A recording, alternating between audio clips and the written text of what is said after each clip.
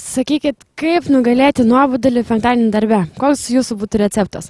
Aš tai gyvenčiau su tą mintim, kad po to susitiksiu su draugais, eisiu su jais ten į miestą, vaikščiot, linksmintis ir panašiai.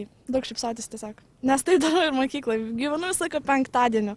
Laukiu jo. Ir penktadienį tiesiog negalvoti, taip galvoti apie savaitgalį ateinantį, kai bus linksma ir smagu. Penktadienį nebūna nuobodu.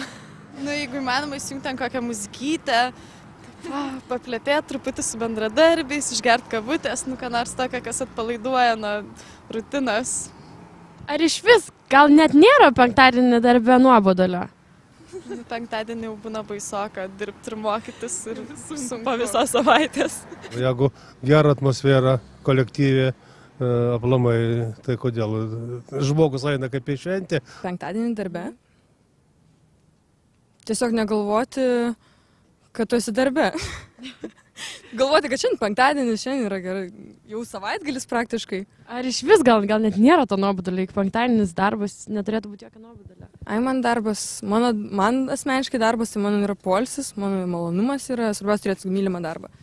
Penktadienis jau tokia linksmesnė diena, šeštadienis, sekmadienis išeiginės, tai sakykime, kad nėra to nuobodulio. Nuobodulį? Kaip galima nugalėti? Tiesiog gal pakeisti savo požiūrį į tą darbą, kuris yra jam duotas. Pavyzdžiui, jeigu ten kažkoks sunkus darbas, negalvoti apie tą darbą, kad jis ten labai jį vargina ar panašiai, ar negalvoti apie namus, ką jis ten paliko tose namuose. Tiesiog pasistengti įsivaizduoti tą darbą taip tokį, kad jisai lengvas, nesunkus yra ir tas darbas ir greit praeis iš tiesų.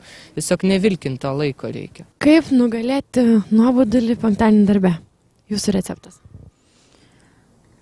Jeigu tu turi pašaukimą, tai nežinau, nebūna penktadienio. Kiekviena diena būna šventė. Nežinau, man tai nuobodulio nebūna, man tik tai, tokios nuojauta šventadienio, tai čia nelaikau, kad tai nuobodulys.